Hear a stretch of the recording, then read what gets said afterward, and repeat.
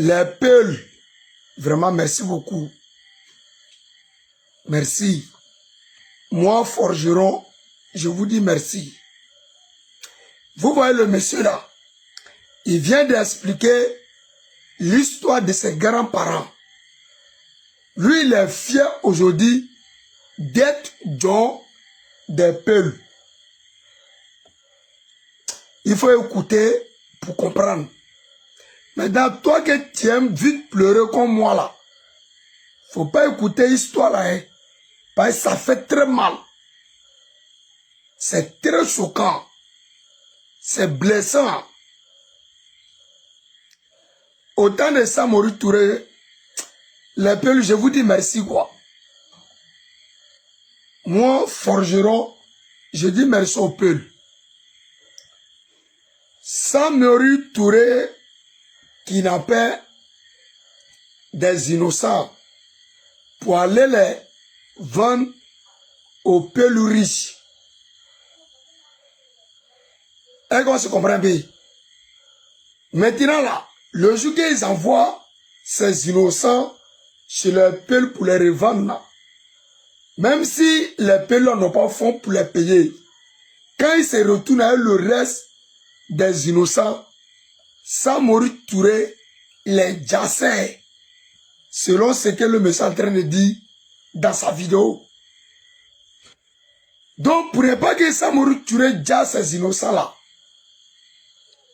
les Peuls là mettaient tous les moyens en jouer pour les récupérer. Parce qu'ils se retournent, tel qu'on dit, le reste des marchandises. Il y a d'autres qui versent, il y a d'autres qui donnent ça aux gens. Mais dans Samori Touré, les innocents humains là, c'était on dit quoi, marchandises de Samori Touré. Quand il y a reste, il est déjà. D'après ce que le monsieur a dit. Donc, pour ne pas qu'on finisse avec eux, les Peuls là faisaient tout le possible pour les acheter. Donc, automatiquement, ces gars devenaient des jalonflas. Ça veut dire des, voilà, des John des Peuls, quoi. Non, mon frère, quand tu connais ton histoire, c'est très, très bon. Les Peuls, moi, je vous dis merci. Je ne savais pas ça, hein. Je ne savais pas ça. Depuis au temps de nos grands-parents, regardez ce que Samori Touré faisait. C'est pas moi qui dis, c'est le monsieur là qui dit. Il est en train de répéter les mêmes paroles qu'il a dit. Donc, voici ces petits enfants aujourd'hui, et ils sont fiers, ils tapent leur poitrine, en tant que John des Peuls. Tu as un flow faux. Patako wo no wodi wonɓe sai goɗɗo no ɗano ha nyalla ko pasque no wodi goɗɗo on ɗo yangade ko ɗum waɗi sai woɓɓe go no walade ha nyalla quoi en fait en vrai de vrai comme woni yangade nder Guinée depuis ko inna o colonie indépendantité de Guinée sinciama ça veut dire que woni indépendance 1950 comme woni yangade kono kamɓe ti ɓe wiyata comme andira golle yangi e nder Guinée ko pullon andira golle wala andiraka golle e nder Guinée ko pullo anda ko yahata waɗa sirage waɗa petit boutique yeeya ziwoy ha développe ko pullo andira golle e nder Guinée ina no e nder Guinée to hay sa yehi Sénégal ko fulɓe ɗum no nanti inde kamɓe ti ɓe woolay ko fulɓe ɓen woni golloɓen en vrai donc ko hombo woni on waltoɗo ɗano hara goɗɗo gono gollude en fait ko ɓaleji ɗin parce que ko kamɓe jooɗi no ñamde ressource ji Guinée ɗin fop parce que kala gollowo yoɓay taxe ɗum fof ko jiifa maɓɓe woni yawde ressource miniére ji ɗin fop ko jiifa maɓɓe woni yawde impôt ji e crédit international ji e mbuɗi ko natta immorde international ɗum fof ko jooɗi maɓɓe woni yawde gouverneur goɗɗo wonon kadi enen woni wadde etiyagal e nder Guinée e nder Guinée gouverneur o am sikki ko jeetati woni toon e nder ɗin jeetati jeegoo fof ko maninka sa ƴetti Fouta Djalo on ko environ mi sikki ko 16 préfecture e nder on 16 préfecture mi sikki ko préfecture goto ma ɗiɗo inɗe pullo woodi ko lutti kon fop ko inɗe ɓale ko maninka ma ɗum ɓaleji goo quoi ko préfecture ji ɗiɗi tumtata ko inɗe ɗen ko jalloni e ma ɗum inɗe dal ko inte inɗe pullo quoi te hay ɗum hara no anda ko façon homɓe on joɗɗina to faami donc leydi ni laami ɗon par ce que mo mantorade Dumbuya o ni en gros ndaare Moïse no nandi e Dumbuya te Dumbuya no laami hande faalaɗo faalaka jaɓuɗo jaɓali ko ya laami a santay ke ko fier quoi en fait tu vois non genre ko indugol en awa si on faala on aña Moïse et pourtant ko Moïse en laami ko kamɓe on laami c'est à dire que en gros si on faala on añe men mais ko menen laami on faalɗon on faalaka quoi ko ɗum woni haala kan en vrai fira kala woɓɓe go famata haalaji ɗi ko indugol en ke ɓe laami en woni faalɗen en faalaka quoi donc ita genre mo yetade Moïse to sa perdu tan e wodugol quoi parce que enen déjà eɗen ñoƴƴi ɗen laami faalaɗo fa ko ɗum waɗi so tawi andi depuis 58 hiɗo jooɗi hoore amen mais ko heɓa ton kon weltinta on par ce que on heɓirta laawol on heɓirta nunɗal on heɓirta peewal par ce que ko heɓirton ko hoore jaggu e fenale e tappale e jamfa ko no heɓirton kon ko ɗum waɗi so tawi wonda e barke ano wa Europe ɗo koko arɗo Europe ɗo ko la plupart sa ƴetti min mi tañƴini tellen 90% ko hoore fenade didi gurdam mum c'est que ɗum a yeeɗo Europe ɗo marɗo nationalité mari appartement mari golle mais tawa sa naati ka nden gurdam makko tawa ko jahannam harno son jiyaso fida ko yiite par ce que ko hoore ko gurdam diɗaɗe hoore tappale penaɗe ko ɗum wonɗo Sénégal ni no golla e boutique mum no haɓɓa pobar e ñamaku e tiga on gurdam makko welay wona plus stable que goɗɗo arɗo Europe ɗo feni wona Moïse en fop ara fena ɗo innake mawɗum fop maayi mara siɗɗo jonne kaydi jooɗo ɗo kelodira e jiidere de gauche à droite yaaɗo waɗa gollo taafoy gurdam o wonɗo Sénégal jooɗiɗo ɗon har no waɗa no yango ɗo no yeeya bisabo no yeeya bananaji hara no ɓuri welde newade hara ko plus ere e di o wonɗo Europe awa ɗum kadi ko no wawɗo hande nder Guinée ɗo mari poste ji ɗon joɗɗina e poste ji ɗi ɗo mawnina fii ko haɓa men oleno yo weltano men innoga kasi quand même alhamdulillah onon fulɓe ɓe hiɗon ɗon par ce que sina ɗum menen mi heɓata ɗi position ji kono ko argo kadi manto en fait ko barki amen waɗɗo marɗon on position mo marɗon ayi e noon de na goɗɗo yangade goɗɗo no fowti andi toujours ɓe fenay kono ɓayti enen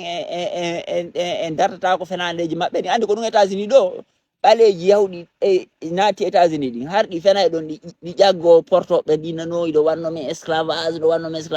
koko Donald Trump arɗo portoɓe guinni ɓe yaltini chiffre ji ɗin enni ɗo hay moins de 5% heɓaki portoɓe c'est à dire que e nder porton yontano jowo marɗo ko inte esclave eni donc taw ƴawumen de koko min mari koko men e yangani jaga ɗum fof ko fenade kono andi ɓe ondiri eɓe waɗoɓe filmuji waɗa filmuji waɗa hakkille jama on que wasi tawi États-Unis o fof ko kamɓe yangi awani kadi Guinée c'est pareil c'est à dire que ɓe naati e penale inventugol piiji holno goɗɗo ñoƴƴaɗo ñoƴƴirta goɗɗo depuis colonisation fuɗɗi depuis ɓe tetti hoore Almami Bocar Biro nde koye ñoƴƴaɓe holno ñoƴƴaɗo ñoƴƴirta goɗɗo yimɓe wonaɓe warede sasine temps année 70 75 fulɓe no dogira cenɗe fop holno ɓe heɓirta temps yawgol waɗagol goɗɗo oppression kono andi ɓe feni joni andi koɓe waylitu c'est que coupable on koye accuse koɓe accuse ɓe cukkoma fii hita accuse ɓe kamɓe le kamɓe wonade fitnama koko intotoɗo hande Dialonke ɓe faalaɓe jattude nde inde Dialonke ko kamɓe tigi woni iwdi sooriɓe warɓe Almami Bocar Biro ko min armée coloniale on ko Sankara jooɗino ko ɗon armée on iwri naati Timbo ko kamɓe tigiri koko intotoɗo Soso telle Moria to yeeso Kindia to ɓen hari ko haɓoɓe Almami Bocar Biro ñande Almami Bocar Biro waɗa ton expédition pierrugol par ce que hari ko ɓe porte on cuunirta ton par ce que haɓe haɓɓiti en accita e commerce enen anglais ɓe wonirnoɓe Sierra Leone donc ɓe waylti fop les mêmes waroɓen ɓe ara ɓe nayi ko ene woni bonde lendi les mêmes waɗoɓe coup d'état jogitiɓe lendi din men de fer ɓe wara yimɓe ɓe eggina ɓe sasina yimɓe ɓe raɗo yimɓe ɓe salano yimɓe droit mum les mêmes ara inna ko woni wadde etnoyagal ko inverse c'est à dire que kamɓe ɓe mari or règle on toujours inversion awa yeyete Habib ɗo so tawi goɗɗo no woodi wonɗo yangade goɗɗo go fof ton ko enen fulɓe woni e yangade guiɗe fof no fottani ko pullo ɓurta yangade ko ɗum kayawɗen ton fof ko enen resisata kamɓe tiɓe woolay ɓenna no pullon ara fuɗɗora ɗo sirage o yeeya café o yeeya ɗuma sa yeeyi Côte d'Ivoire ko fulɓe ko yeeyay golle o ñonsowoy koye fop rondagol piiji yawgol waɗa spaghetti yawgol waɗa sirage sa yeeyi Sénégal kadi laisse tomber ayeyi pullo e ɓeygu makko e ɓiɓɓe makko mo jooɗi yeeso puusu banane non ɗum hina hersa noon ko fierté faami mais deyna ɗo ke goɗɗo jooɗi goɗɗo no gollude ko fulɓe ɓen andira golle en vrai de vrai faami e nder Fouta goto meeɗa gollinde goɗɗo gratuit par ce que nder Fouta par exemple gonteɗo goɓɓe no gollana woɓɓe ko waɗoɓe campanayagal ɓelle ko hamɓe tigi arta kama inno ayiɗa marɗo ko reme ayiɗa marɗo leggal feccetegal ma ɗum wano min mi yi wano mi anda ko forestier ɓe wonɓe e nder Fouta no ara toon teena leɗɗe ara yeeya kamɓe arta ha kama joɗɗina dongal ngal négocia yeeya te kadi hara ko leɗɗe ɗe ɓe soppi kaleɗe amen naka maɓɓe to ɓe soppi de kaka burureji amen ɓe arta ɓe soppa leɗɗe ɓe yeeya men menen jooɗiɓe ɗon men tara menen si yeey ka maɓɓe to min susata memde leggal oyi donc andi ka haala o mo famali an yiyata porté makko donc ko hoore fenaɗe o jooɗi e pi kadi woɓɓe noyna ɗo ɗen duwamo par ce que manaɓi haala pulaar ɗum ko beppale ko leñol ko kanko duwa leñol ngol na leñol ngol duwamo de ko leñol ngol waɗimo awi ko nation o watta yaltuɗo e nder nation te say kanko mo wenda ɗo ke ko watano maninka mo nisiti ɗum o wata soso wata maninka ko par ce que baaɓe makko no anduno kañum hari yan ɗum probléme wolgol pulaar ngal to ko ɗum si ma ko baaɓe ma jannuma pulaar tum kono noon ɓayti andi no wawi ɓe hara yaltoɓe ɗo hara inde kañum hande kadi wonta pullo hande kañum ko inna itti inde pullo ɗen tu vois non c'est à dire que ko baaɓe maɓɓe teddinno wonno e mum woni à l'aise kamɓe ɓen hande kadi ɓe supportata ɗum bon mila respecti ɓen goy sa yalti e leñol ngol jontu inde ɗen alhamdulillah kono no holliri que andi toujours yimɓe aybinoɓe mamaɓe mum ko en fait no wawa ɓe aroɓe ɗo ena kañum hen na julɓe tu vois non c'est à dire que baaɓe ma jannima pulaar tum et pourtant harɓe andi soson ɗomani kan ɗon haalaji luttuɗino ɗon kono hande an hiɗa nisiti ɗum c'est à dire que mawmaɓe mara hakkilama gro donc ɓe hina leñol pullo duwaɓe de ko kamɓe duwa leñol pullo par ce que sayi hande ɗum ɓanti hande sayi hay ɓaleɓe no teddina on c'est à dire que ɓe faala on utilise de contre men ko par ce que meɗe woodi en fait ko par ce que on développe ke immorde fulɓe o faami seno hande ko manika yeɗi manika yimaynoɗa ɗi ɓaleji faalaɗi intaɗ ɗo jalonke ɗi yatano ɗi utilise on ko contre men o faami voilà donc koko wolla kon c'est vrai no woodi goɗɗo on ɗo yangade goɗɗo fallidirɗo juuɗe kono ko fulɓe ɓen woni e yangade c'est à dire que PME Guinée ko fulɓe ko ɗum commerce Guinée ko fulɓe ko wurnata leydi ko commerce e PME golloɓe sirage golloɓe café ko ɓen addata recherche nder leydi hina jottoɓe ñama recherche miniére faami